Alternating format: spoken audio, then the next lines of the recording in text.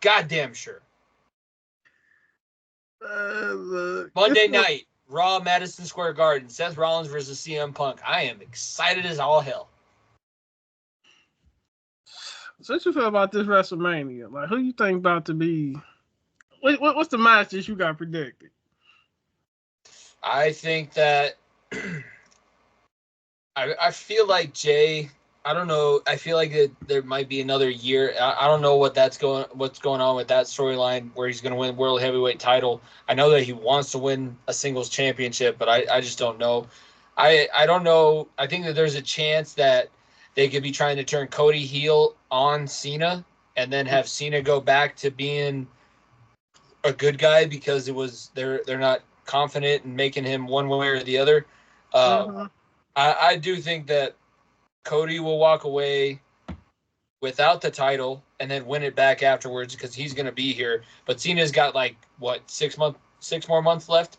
So he'll win the title at WrestleMania. He'll hold it for a pay-per-view. He'll lose it the following pay-per-view and then ride off into the sunset as the actor that he wants to be. I feel like that's where we're going. I've seen this movie before. Guys have the title for a while. They lose the title, don't have it, win it back, lose it right at the end. C'est la vie. Go ahead and get on with your life. I feel like that's where we're going. So I think Cody Rhodes is going to be the big winner out of all of this, but Cena will get his 17th title and beat Ric Flair's record is my main prediction. 17, man. That's crazy. I'm trying to think back, has he really won the title 17 times? I remember watching the first one against JBL when I was a little kid. I was like, it's been 17 since then? Damn, he lost a lot. It didn't even feel like you was losing it for real. Like, I was like, yeah, he beat everybody. What are we talking about? No, he lost the title 16 other times. I gotta go Google Serena Williams. You know it's already obtained videos. Let me go Google later after this. How many the times he won and lost? Cause dude, it felt like y'all race was last like a year and a half every time. So I'm trying to figure out what was you doing all this losing? Yeah. It's been like the last few years he's not won, but for a stretch I was like, when did he lose the title? Why is he not the champion? He's always the champion. It's John Cena's company, right? No, it's Vince McMahon's company. Now it's Triple H's company. So we'll see where things go. Let me ask you before we move on to the college team. What you feel about his booking? And I want to let me ask you. You ain't got to answer this. Let me ask you. I know you saying when they were talking about black talent or black wrestlers in WWE not getting booked correctly or getting booked right. And they asked Triple H, we ain't going to go into his response, but what you feel about the black talent now or throughout the years in WWE? You feel like they get done dirty or you feel like now you starting to see a change or what?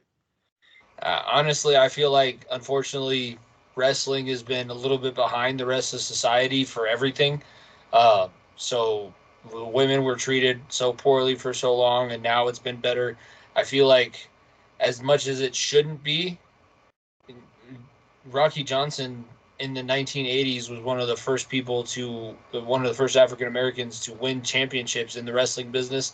And that seems like it was way later than it should have been because Jackie Robinson was 20 years before and all of these things should have been changed. I just feel like wrestling's a little bit always behind the times. It's that carnival, like redneck type feel. I want it to be better and I hope that it will get better, but it seems like every time, I mean, the most recent failure I would say for black wrestlers is, I don't know if you watch NXT, but like they had Carmelo Haynes and Trick Williams. Like that could have been a great storyline, and you have two really, like, they look great as wrestlers and they can have a great match and they used to be best friends. That could have been NXT's main storyline. And they brought up Carmelo Haynes too early, and they let him get his ass kicked by half of the main roster because none of the old guys will let him do anything. And Trick is now not even NXT champion. Like, you blew it. You had two of them right there. If you give them some sort of blow off, they can both go off and be mainstream stars. I hope it gets better. But yeah, no, I don't know if it's intentional or if it's just like a lack of awareness because it's been white men running the company for so long. But like, yeah, it's been bad. I'm not gonna sit here and sugarcoat it. I haven't necessarily all the characters that I can think of, none of them have been really mainstream. It's all been off-brand or somewhere in the background. Like Shelton Benjamin is one that comes to mind, but he was only an Intercontinental champion. He was never a WWE champion. I felt like when I was growing up, a black kid watching rap, I wasn't really looking at the race part. I just really was. I just felt like this is one of the only type sports, the only type things I was like, I wasn't really caring about no race. Because most of my favorite wrestlers was white, whatever. And so I feel like when the black thing came up at the press conference, behind the scenes, there's been some talking. I feel like now, because the way society going with all the racism and people, equality, we ain't gonna get to all that over here, but I feel like that's why wrestling is one of them, it's scripted. Dudes not really getting paid like y'all think they're getting paid. I'm gonna keep saying that. Unless they got endorsement deals like Cena had to go do. They want, okay. So it's wrestling just one of them type things. It's I think I'm trying to explain it. It's just I'm not really caring about. I want more black wrestlers, but it's if it don't happen, which it's going to, but it's okay. You get what I'm saying? Yeah, and it's not a pressing issue. It's just for people like myself that's gonna watch wrestling. It would be cool to see some more. I would like to see some more characters like a Bobby Lashley back in the day where he's just dominant, but it's definitely not a social changing matter. It's not going to be earth shattering if there's no more new and black wrestlers. Whether it happens or not, it should just naturally happen. Well, I'm gonna hate is I don't want Triple H. We gonna say Paul Levesque. I don't want this dude just to make all the main titles be black wrestlers, and then just for them to say, "Well, they all black." No, bro, don't do that. I don't think he going to, because he done did some questionable stuff in the past, but don't do that. Just don't. Just now don't you're do just that, patronizing. Man. Now you're just patronizing everybody that was saying that you were being racist. So that's not good. That's not a good thing. Exactly. No, just don't. If you just don't do that, man. Especially if it gonna feel forced. I didn't it's a black champion. Look, it's another one. And I feel like because AEW, even though AEW on mid, I give them EC status, WCW status. So it's they get close to WWE, but they ain't really there yet. When AEW put belts on minorities, I'll say it feels genuine. It feel like that's a storyline. That you're not really looking at race and wrestling. That's some new stuff, but it feels more genuine. WWE, you know how they get down. They're gonna be Kobe champion, Big E. Let's bring back Bobby. It's gonna be forced. You know how they do it. Call the 4 black wrestlers that we've had on the roster before. See if they're available. Are you sure you don't want to find somebody new? No, call the 4 ones that we've had before. I have their phone number. Call them, please. Bring back MVP. I don't think he can wrestle. He can be a manager. Fuck it. It's gonna be so forced when TNA get black wrestlers, somebody like that. It feel Ring of Honor. WWE, we know how y'all get down. Y'all gonna be so forceful with it. It ain't y'all gonna. Well, we just gonna throw somebody black. It's not gonna be real. You gonna be what? What? Makes no sense. Was there a storyline to this? Okay, when did he win? I have a strange feeling. I just saw you kick the shit out of him for some reason. When did he win to win a championship? What's his name? Trick Williams. Yeah. I'm not big on that dude. I don't even watch that dude. I'm not even watching NXT, none of that. Some reason, a lot of my black people is behind Trick Williams because they feel like he be getting dogged out. Well, I'm telling y'all right now, y'all need to stop doing that because when they bring him up, man, they gonna force that belt on dude so quick. And then y'all gonna be he's never gonna win a match. I feel like it can either be he gets a championship right away, or he's never gonna win a match. But everybody's gonna be singing, "Whoop that trick, whoop that trick as he's walking to the ring, and all of a sudden all the 12-year-old suburban white boys are black for 35, 40 seconds as he walks to the ring. Like, I don't know how they could put that. I mean, now it's on Netflix, so I guess it's not cable TV, but that's what, when they bring him up to the main roster, that's what it's going to be. Everybody that looks like me standing in the front row, like, whoop that trick. Whoop that trick. Like, you get what I'm saying? Like, yeah, no, I totally understand.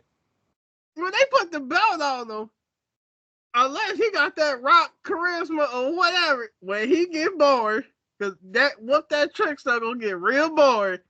Oh, they dogging the black man out. They doing him dirty. They ain't giving him no story. Like, what? I'm telling you, stop doing that. Y'all need. I just see it coming, man. That's what, and bros be arguing me talking about. Oh, you know, man, they just need some color out there. Yeah, but y'all just stop. I'm telling you, it gonna be forced, and then everybody gonna be really like, you know how they do. Exactly. If you don't do it organically, it doesn't work. Exactly, man. But let's go ahead and move on. I just want to see your input on that, because man, like the fact race even popping in wrestling, like what wrestling, like what? Like, I wouldn't even look at it like that, but now it's like, come on, now, like who really was looking at wrestling? Okay, let's go ahead. So I know when Deion Sanders came to town in Colorado. I know it was popping. You know, I don't like him. I do not like Deion. I can respect him coaching what he be trying to do, but it's how he be moving. I don't like it. But what you feel about the Buffaloes and Deion and all that now that he done came in? I guess semi. I'm not going to act like he just changed the whole. No, he did. He semi changed the program and the culture. So what you feel about Deion and Colorado Buffaloes? Semi, I would say, is a little bit pushing it. They had one win the season before he got there, and they had 9 wins in the most recent season. I'd like, it's just relevant to talk about now. Like, it wasn't relevant for a long time.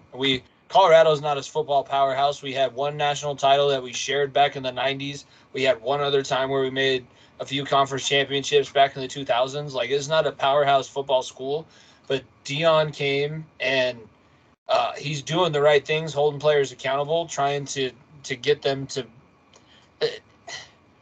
as a dirty secret, being somebody that's living in Colorado and was playing high school football, trying to go to college. Players used to go to CU because it was easy as shit to be a Power 5 college football player, and you lose all the games that you play every season and don't have to go to class and just get to party all the time. And that's not what it is anymore. It's closer to the I'll say ACC level and maybe like lower SEC, like the Mississippi State level, where you got to go and you got to play, like earn your spot on the team. That's not how it used to be. And that's been a culture change within the last 2 years. So I give him a lot of credit. Like, he said from the beginning, he's bringing his Louis with him, and they're going to be the ones that play. And his Louis panned out. Like, Shedeur won national awards, looking to be a top 5 pick in the draft. Travis Hunter won a Heisman. He's going to be another really, I'll say top 10, because I don't know how everything else is going to shake out in the draft. But, like, I just think that you got to give the guy credit, because he went from Jackson State in Mississippi to Colorado, and those aren't places that have a whole lot of media backing, and he was able to turn both of those places into conversation points and spheres of the college football world. I think you got to give him credit for that. Okay, so what you feel about, like, you know, Deion really be daddy balling on the low. So that's so. I didn't think that he would last after Shedeur was. I thought he'd already be gone now that Shedeur's not playing anymore, to be honest with you. So you feel, okay, so let's say Deion leaves next year.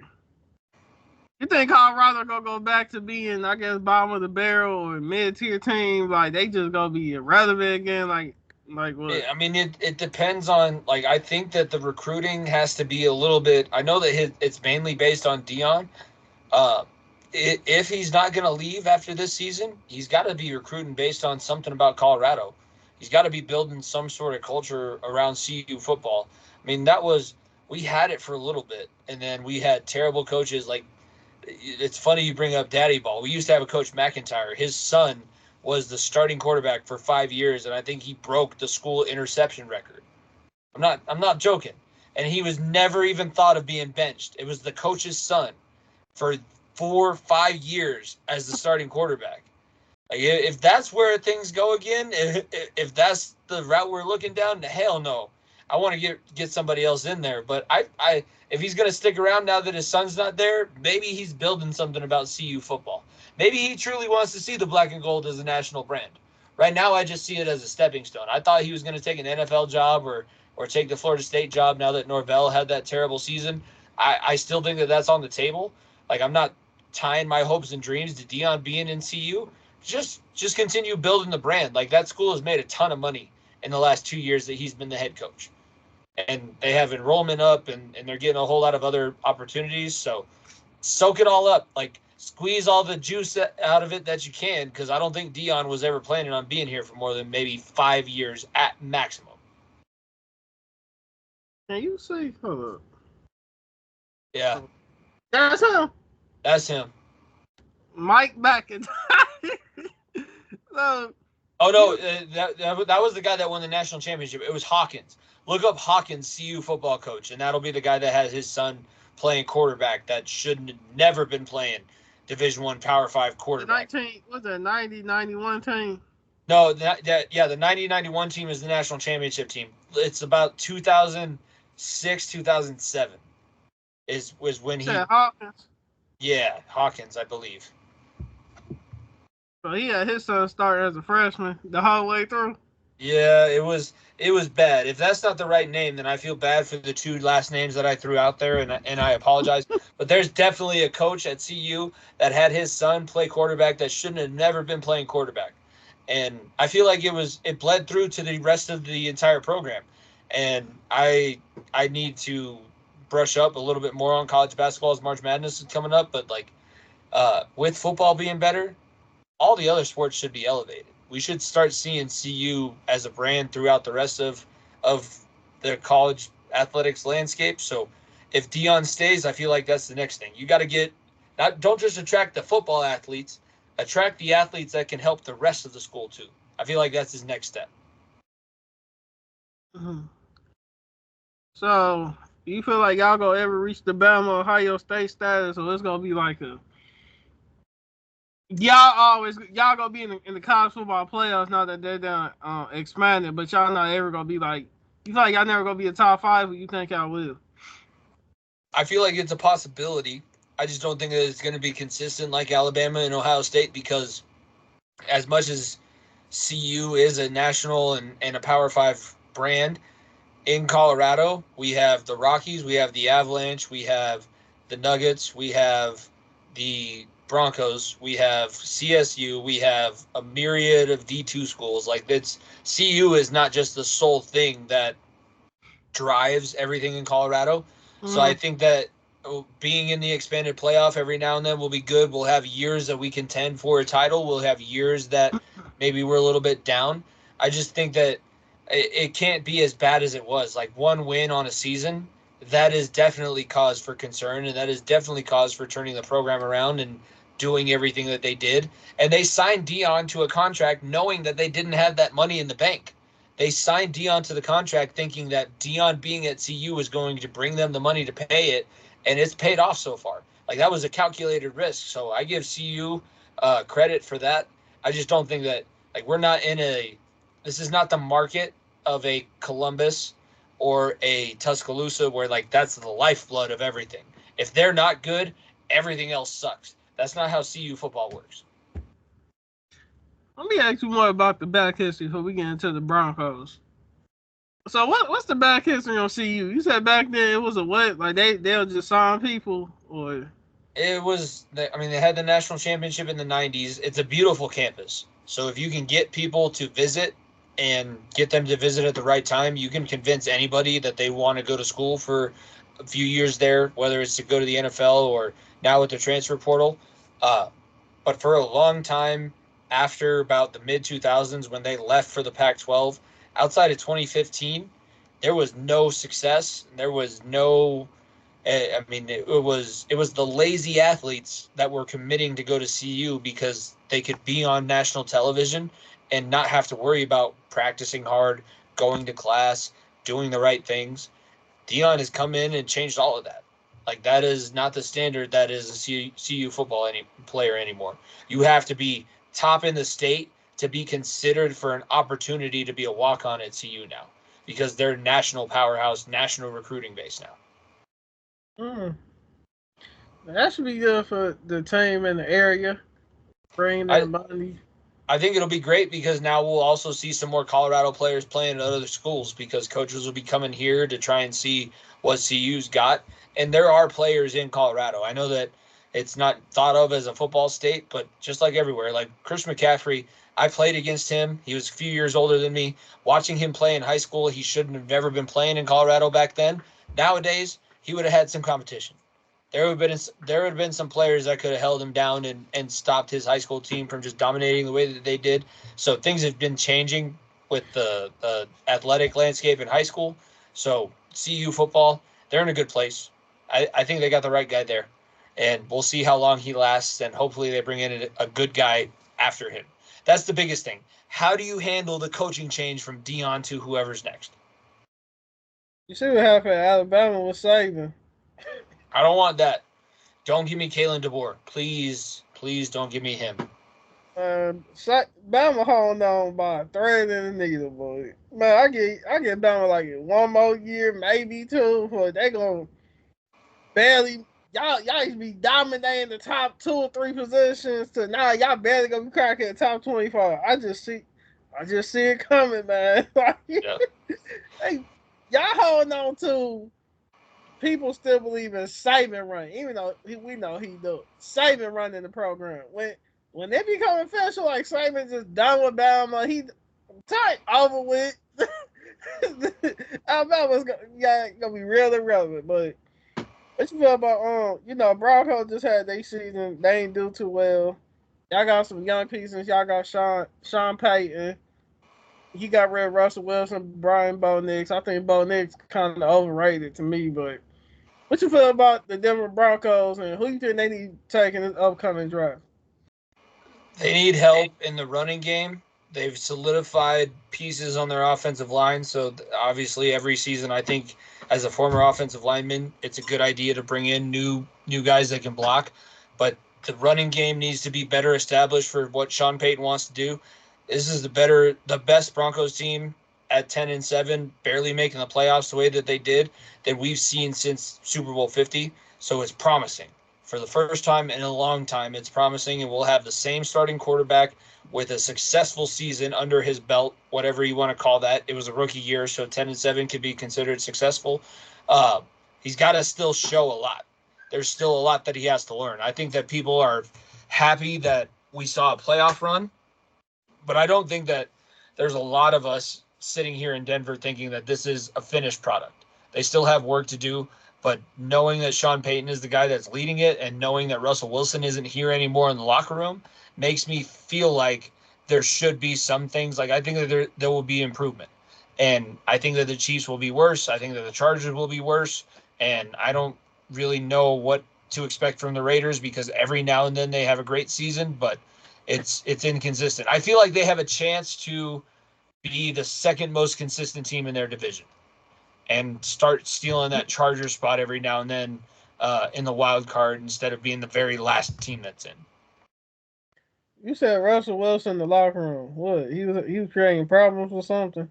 I mean, the guy, it was for whatever reason, since he left Seattle, he's been thinking that he's Dan Marino reincarnated, and he's never been that. He's always relied on a solid defense and a great running game, and he thinks he can throw 50 times a game, and he can't see over his offensive lineman.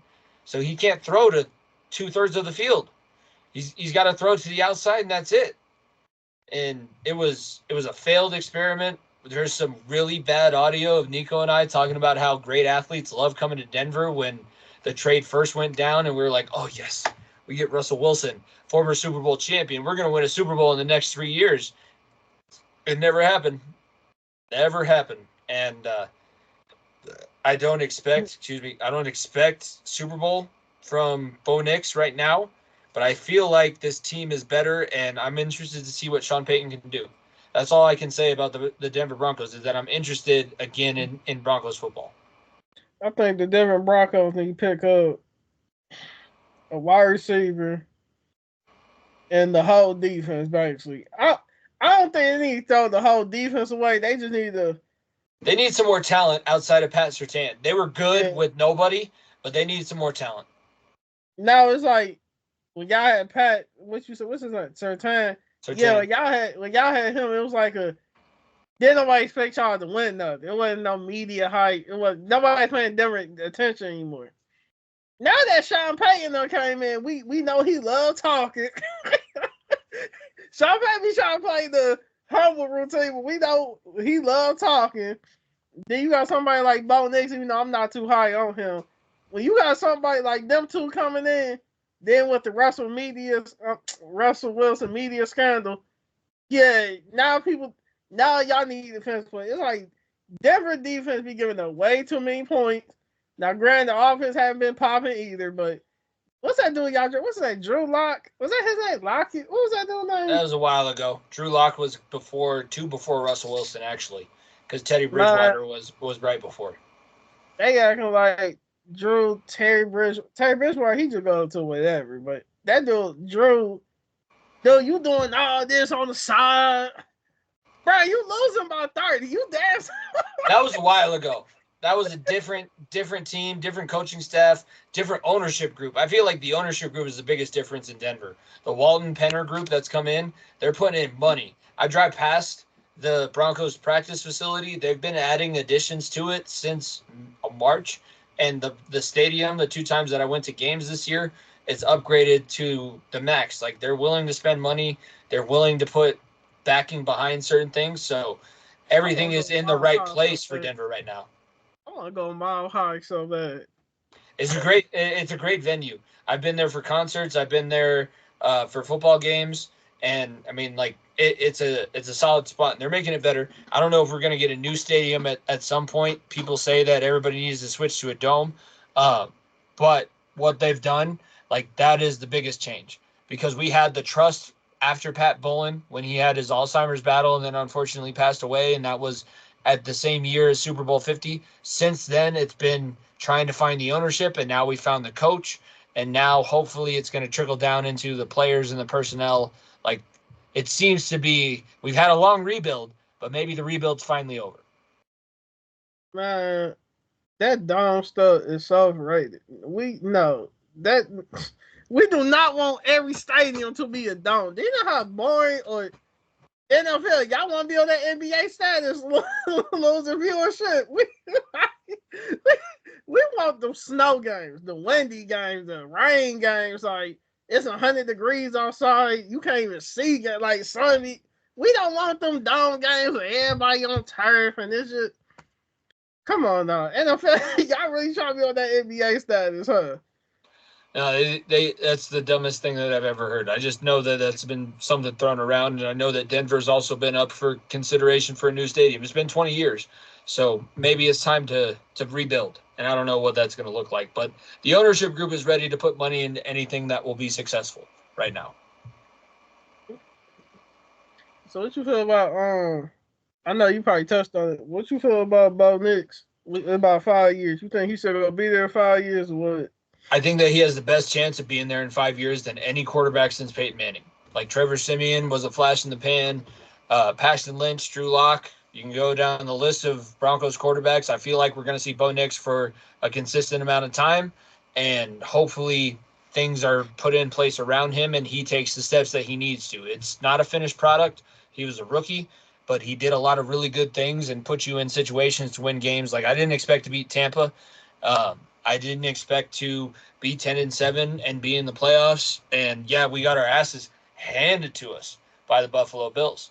But that was, I mean, every 7 seed besides 1 has been absolutely killed in the first round. So there's good things to look at. You got to get better. This is not a finished product. Hopefully in the offseason we see some progress, and then maybe at some point we'll see Bo Nix battling whatever defensive coordinator the Broncos have. It'll be Vance Joseph for another year, and then I think that you got to get to a certain point where Bo Nix is just making life miserable for whatever defensive coordinator you have. If that's the case coming out of training camp, I'll start feeling a lot more confident at the beginning of the season. Now, first when I asked who y'all need to draft, you said running back immediately. So what's about the running back core? They all trash one. I mean, Javonte should have been good, but he had that tough knee injury. I feel like he just maybe needs a new spot. Mm-hmm. We haven't had a home run hitter for a long time. Like we don't have a Gibbs.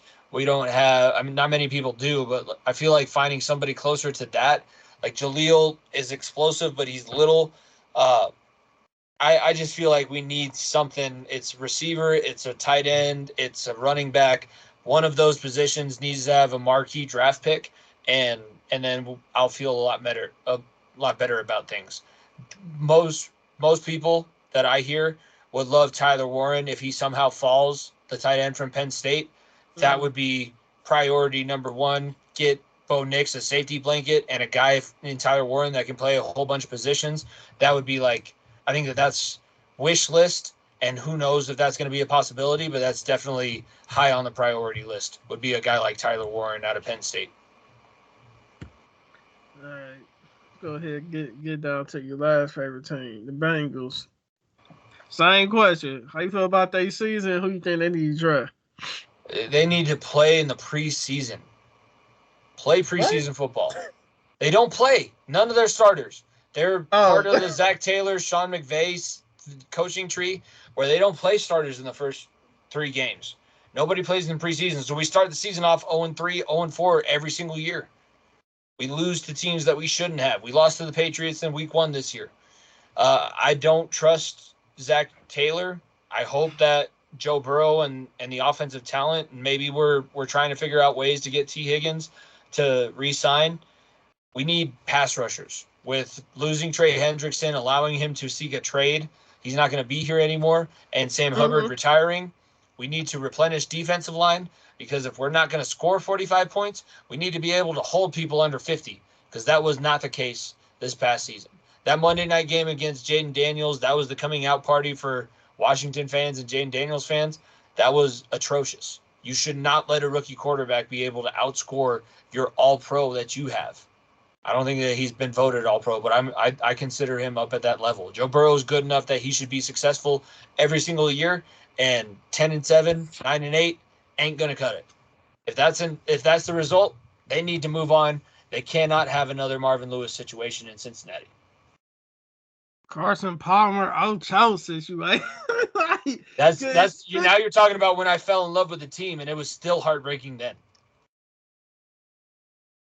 Man, them people ain't that. Man, I don't even think they made the playoffs. One playoff game. 2 times. 2 times with Carson Palmer. The one time was when he got his ACL blown out, and then the next time we lost in the wild card again. It's like, I was surprised by that. I feel like the Bengals was making the playoffs like every other year. I mean, you had we didn't win playoff games for 30+ years. Man, you had the Steelers and that Ravens. Man, those teams was running. The Texans kicked our ass 2 years in a row in the wild card round. The Texans used to be our daddy in the wild card too. When they had Matt Schaub and Arian Foster. And Matt Schaub beat us in the wild card. Deshaun Watson beat us in the wild card. Man, them teams. So you feel like they need to move on from Joe Burrow if he just No. Hell no. Don't move on from Joe Burrow. Move on from Zach Taylor if things don't turn around. You keep Joe Burrow for as long as he is willing to stay in your franchise, because you can put whoever around him, as long as they are somewhat competent, he will be a multiplier. If you get rid of him, then you are proving that you are nothing more than the Colorado Rockies in the NFL. So what you feel about the Bengals defense? You feel like they need a major upgrade, or you cool with them? Everybody was hurt. I would like to see some upgrades at the pass rusher position. I don't want to see a fall off there. DB needs to get older. We're getting a new defensive coordinator after a guy that's been there for like 6-7 years with Anarumo. So there'll be some new stuff there. It'll be interesting to see what happens. You're still relying on your offense. As long as you have Joe Burrow, you're an offensive-led team, and you're hoping that your defense just gives up less than what your offense is able to score. Okay. We gonna hit wrap it up because I know we both get tired. So go ahead and tell them they can find you, man. Man, check us out at FEOTB Pod, Far End of the Bench on the YouTube channel. Subscribe, follow us, feotbpod.org. We got blog content, a whole bunch of other stuff. Like I said, we've been doing this thing for 5 years, so if you check us out, you enjoy us. We got the stuff going all the way back. We've talked about an Avalanche Stanley Cup run. We talked about a Bengals Super Bowl run that fell short. We talked about an NBA championship with the Denver Nuggets. So check out myself, my co-host Nico Bryant on the Far End of the Bench podcast. Again, I appreciate you having me on. This has been a lot of fun. I appreciate people that can deal with my sporadic ADHD when it comes to sports. It's cool, man. I hope next time we can have both of y'all on after the draft. Definitely. Yeah, I'm gonna have both of y'all come back on after the draft, see how y'all feel about y'all team picks. The TJ McKinley Podcast, episode 32. We say we're gonna hype on whatever we want. Follow me on all social medias. Yeah, go ahead and follow my man, Far End of the Bench Podcast. Go ahead and follow them too. It's been TJ McKinley Podcast, episode 32. And thank y'all for watching. And make sure y'all subscribe, like, and share.